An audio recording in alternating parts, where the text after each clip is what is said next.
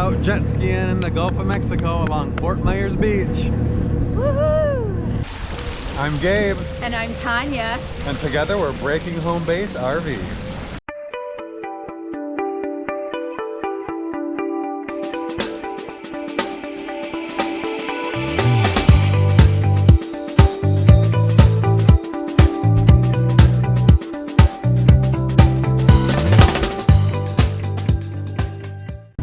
We already rescued one beached boater. Yes, we did. Not even 5 minutes into our jet ski rental, and we're using it to tow boats off of sandbars. So here we've been stranded before and we've been rescued also. So it's just common courtesy to do to someone. Just boat code. Boat code. Well, we're gonna head out. This is my first time crash course in jet ski. So thank goodness it's pretty intuitive.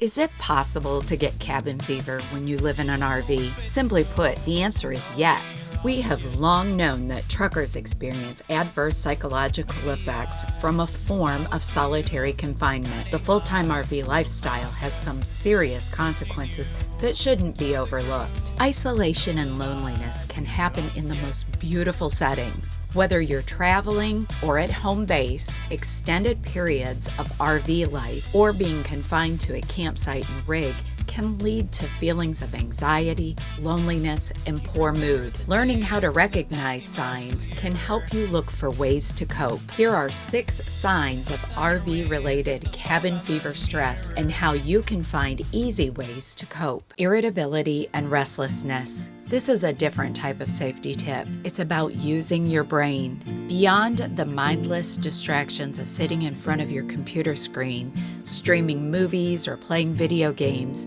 stimulating your mind with a craft, puzzle, a book, or board games can produce valuable mental activities. Sensory deprivation can cause symptoms of mental fatigue, giving way to road rage and time distortion as you zone out.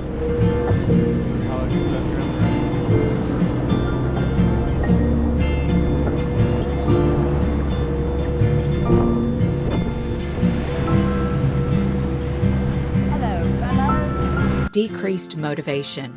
Physical activity can help burn off any extra energy you may have from stress. Motivation doesn't miraculously appear. If you are able to go outside, even for a short time, take advantage of the opportunity. Research shows that spending time outside in the fresh air can boost your mood and improve well-being.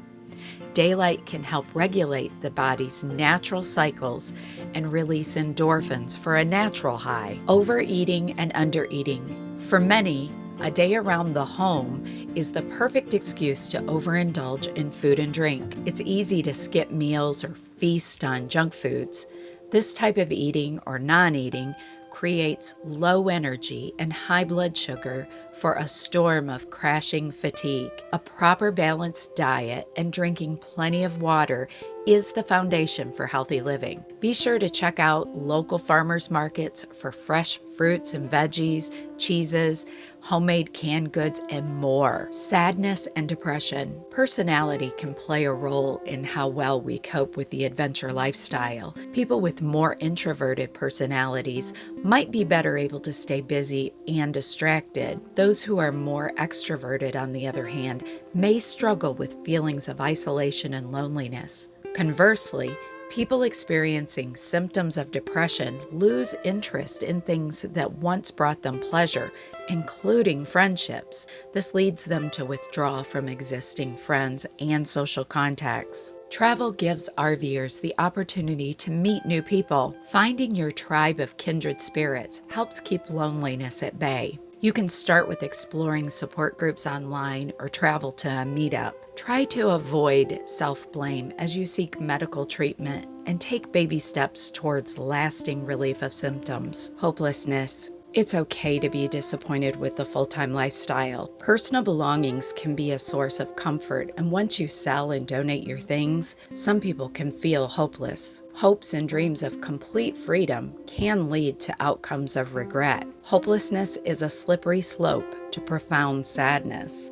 Although scientists validate that there are plenty of people who report happiness with extra amounts of social isolation and minimalism, the full-time RV lifestyle isn't cut out for everybody. Regular contact with people who understand the RV lifestyle, like you find on social media sites, will encourage a sense of community where you are never truly alone. Changes in sleep patterns. Lack of sleep is often viewed as a method of torture and can lead to psychosis. There are many reasons for changes to a sleep pattern. You can set routines for sleep to cope with anxiety and stress. A schedule keeps you busy and connected to your health. Most of us cannot take a hot bath, but we can have a warm cup of herbal tea and set the environment for a relaxing mood with scents and sounds. These recommendations aren't meant as medical advice. If your symptoms are relatively mild, taking active steps to address your feelings may be enough to help you feel better. However, if symptoms are impacting you more significantly, you should seek medical attention. Online therapy and telephonic clinics are more available than ever. Great solutions for those of us who travel.